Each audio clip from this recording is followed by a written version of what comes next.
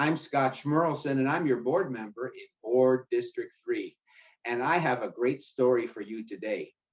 The book is called A Computer Called Katherine. Now, how can a computer have somebody's name? Well, you're going to find out why. It's A Computer Called Katherine, and it's a story about Katherine Johnson. And this is especially an important book for three reasons. Well, we're celebrating Read Across America. We're celebrating Women's History Month, and we just finished in February celebrating Black History Month. And this book has all three topics involved: Reading Across America, Women's History, and Black History Month. It's a story about Katherine Johnson, a woman who was a great scientist and great mathematician. And she proved that women are just as smart and just as capable as men are in science and math, and you'll find out why. Everywhere she went, Katherine counted. She counted her steps to church. She counted the plates on the dinner table. She even tried counting the stars in the sky. Most important of all, Katherine counted the days until she could start school. Finally, at age 5, she followed her brother hundreds of steps to the 2-room schoolhouse. An excellent student, Katherine devoured thick books and added numbers at the speed of light. So the teacher decided she would skip first grade and start in second. But Katherine was such a fast learner, she later skipped 5th grade too.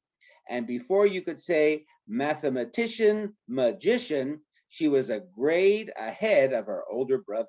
Katherine loved math because it was easy to see if an answer was right or wrong. Meanwhile, most everyone in the town was arguing about right and wrong. Some people said it was wrong for children with different skin colors to attend the same school. Others said it wasn't right for women to work at the same jobs as men. Their arguments seemed wrong to Katherine, as wrong as 5 plus 5 equals 12. She believed everyone should be treated the same. So she kept working hard in school and dreamed of a future when all people would have equal rights. Katherine finished 8th grade when she was only 10 years old, but her town didn't have a high school for Black students. Determined to keep learning, she counted the dusty miles, 120 in all, as her family moved closer to a school she could attend.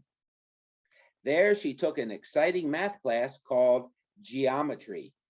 She learned how points and lines made shapes, triangles, trapezoids, and perfect parallelograms, and her love for math grew exponentially. At 15, Katherine started college. She flew through every math class at West Virginia State, so a professor taught harder classes just for her. In advanced geometry, she plotted points on a graph. When she connected the points, they created a beautiful U-shaped curve called a parabola. It was love at first sight. After graduation, Katherine became a math teacher. Back then, people said women could only be teachers or nurses.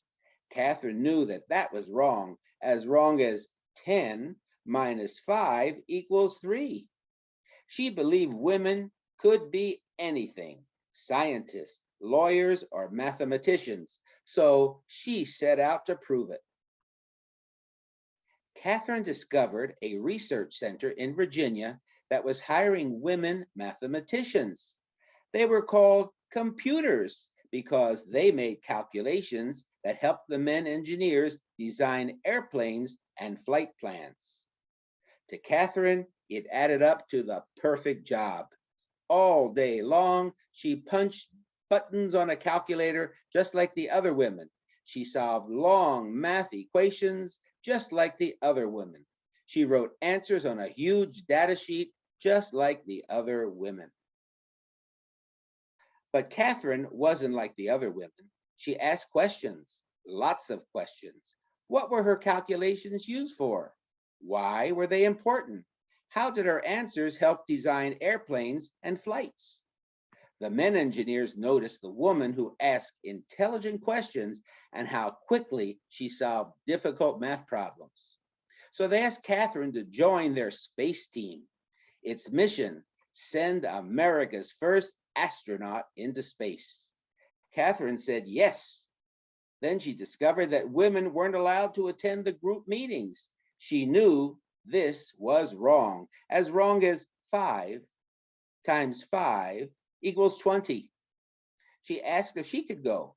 Women don't ever go to those, the engineer replied. Is there a law against it? Katherine asked. No.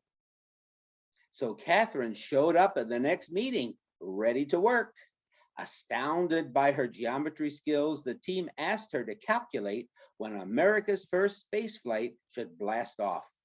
Katherine agreed, but first she asked questions like, where should the rocket splash down? How high should it fly? When should it land?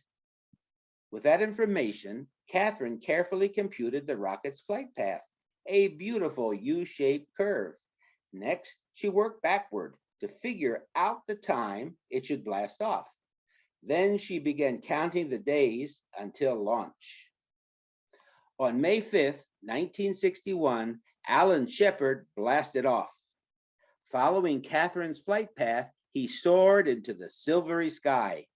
15 minutes later, he splashed down in the Atlantic Ocean, right on schedule and right on target. Soon, Americans began dreaming of a longer flight around the entire Earth. To figure out the math for this long, complicated trip, engineers decided to use their new room-sized computer that worked much faster than people. But astronaut John Glenn trusted Katherine more than a machine. He wouldn't step 1 foot onto the rocket until she said the computer's calculations were correct.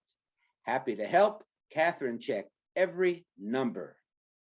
On February 20th, 1962, John Glenn became the first American to orbit Earth.